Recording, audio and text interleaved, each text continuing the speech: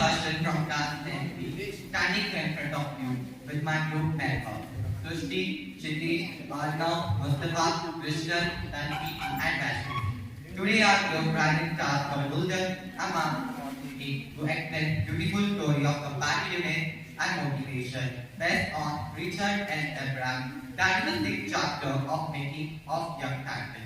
So without further delay, I would like to call Ms. Tanvi to go further with the introduction of the chapter and outline.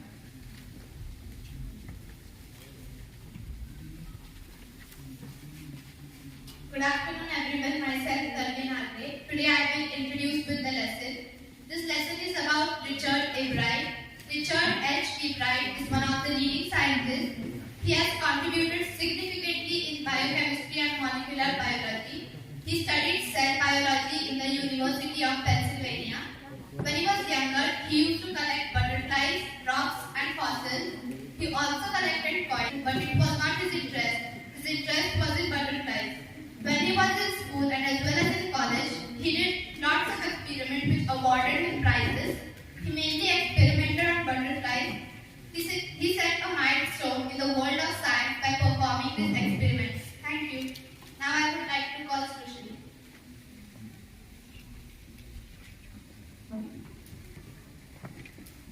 So, Richard H. Ebright and his college roommate theory of house and work was published in the proceeding of the National Academy of Science when Richard was at the age of 22. So, when he was at the age of 22, his and his friends' theory of house was published in the National Academy of Science. It was the first in a long string of achievement in science and other fields for Ebright, who studied cell biology at Pennsylvania State University. It was his first achievement in science field, and he was studying at the Pennsylvania State University. He was the only child to grew up at North Reading of Pennsylvania, and he was having having interest in collection of butterflies.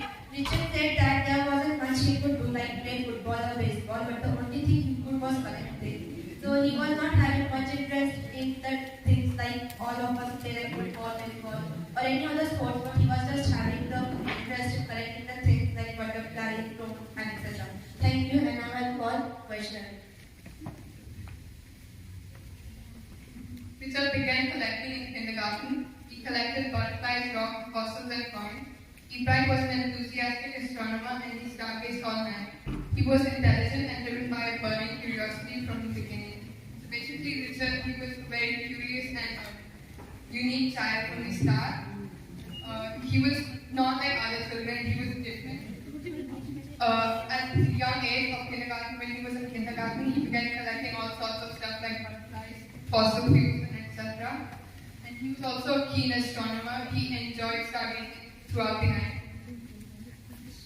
Additionally, he had a mother who supported his desire to learn. She provided him telescopes, microscopes, cameras, and tools, mounting supplies and assistance in numerous ways. His mother said that until he entered school, she was his only friend. After Richard's father passed away in Richard's third grade year, Richie, as she called him, was her entire life. Unfortunately, when Richard was in his third grade year, his father passed away, leaving him and his mother alone. His mother claimed that he was the bane of her existence since then. She was his only friend until he joined school, and she was a devoted mother. She showed interest in Ebright's desire to learn and provided him as much assistance as she could. Ebright with his mother used to sit in the dining room every evening. His mother gave him some work to do when he had no work to do, which he desired of knowledge and did learn from it.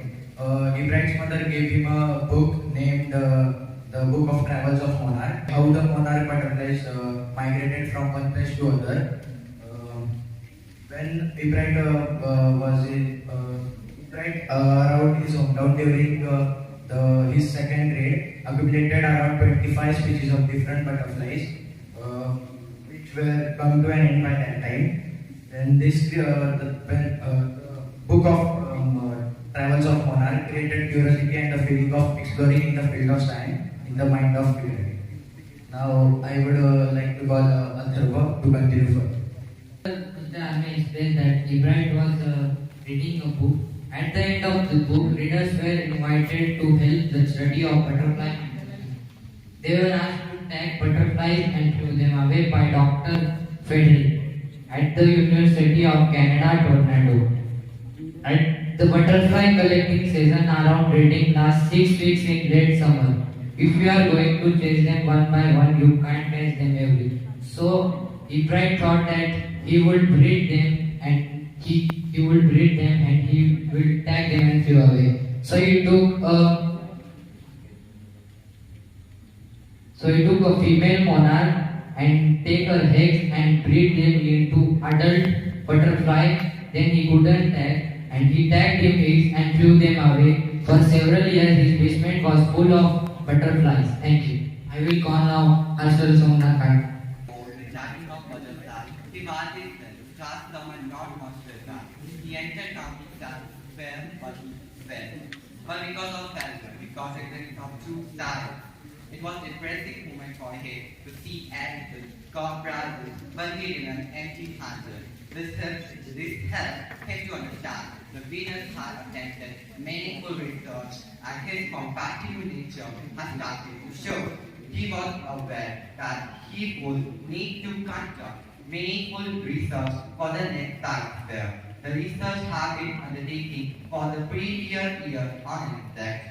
He wrote a letter to Dr. Hart seeking inspiration and fair amount of experiments and ideas were returned to him. I would like to call Krishna to go further.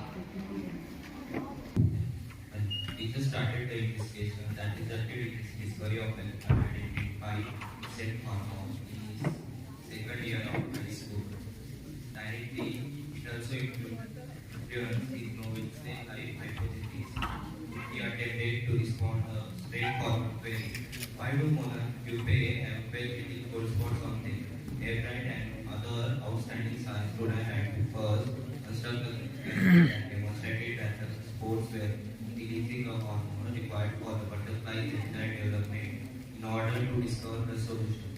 Ebright received the country fair top prize and spot in the International Science and Engineering competition thanks to the initiative. He took the third place in zoology. He also had the opportunity to work at the Walter Reed Army Institute of Research in Entomology lab over the summer. Good afternoon, everyone. After getting opportunity to work at the Walter Reed Army Institute, Ebright invented a new concept in his junior year. He studied and gave an inference to a cell-life idea after a study of almost 1.5 years. His invention began its journey when he was observing an X-ray images of molecular composition of hormone. He was curious to see the molecular composition, but after seeing that, he was not surprised when he observed those photos. He discovered the solution to a biological dilemma. He was thanked for the images of hormones, because of which he got inspired to discover how the DNA code of cell may be read. He inferred that DNA is present in a cell nucleus which governs the inheritance. As we have seen that inaccuracies in DNA copying is the only reason for the variations in species. The DNA is the only responsible for the variation which we see in our surroundings. In a nutshell, Richard done his graduation from Harvard Institute with great honors. He was second in his class of 1,510 students. This was one of the greatest achievements in his life. This was not at all an ordinary achievement for a student who was at the Harvard Institute. This left surprise to others who don't know him. To complete his further graduation, Ebright went to Harvard Medical School. There too he started his experiment. Started to apply the theoretical knowledge into practical life. So let's see whether he succeeded or not in his further test. Thank you. So now I would like to call Kshitij further to continue. At Harvard, he began working on his theory, a significant step towards his comprehending how life work would be made if the theory turned out to be true. It might also spark new ideas for avoiding certain forms of cancer and other disorders. All of this is made possible through Ebright's scientific curiosity. Richard Ebright has also fascinated by science since he first began collecting butterflies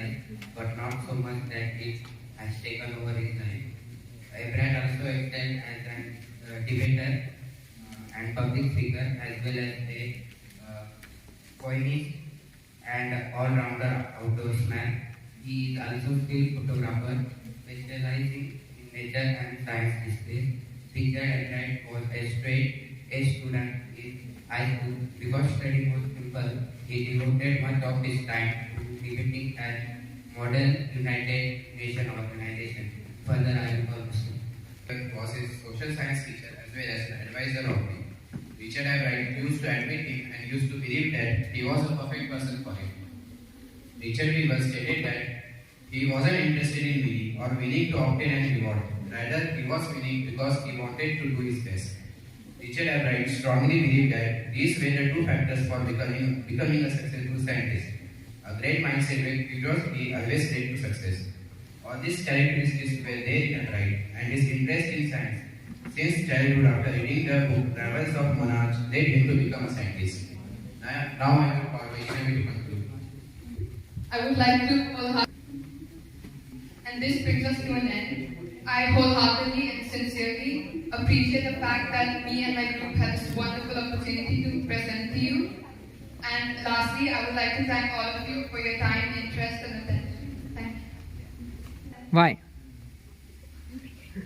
I feel very motivated after reading this chapter since we get to learn many more things from Richard Ebright. He was competitive in a nice sense. He wanted to win, but not just for winning's sake, but he wanted to win because it was gaining him some experience due to performing those experiments. So we learned a lot. He was very curious person. He wanted to know the things that he didn't know yet, and that's what I learned from this lesson. Yes, we can say that by seeing his high achievement, we can work upon his path. He didn't get demoralized when his father passed away when he was just in his third standard. So he motivated himself by saying that yes, I can do anything in my further life. He didn't stop at that time by saying that no, now all is over. His mother also inspired him by giving various essential things which he wanted. He started reading the books, and as we have seen that his results came to we can see his results that he came second in his college in 1,510 students. So it was not an ordinary achievement. So this we can conclude that Ebright was not only an ordinary student. So we can say that we can follow his path and motivate ourselves and we can do anything which we want in our life through Ebright.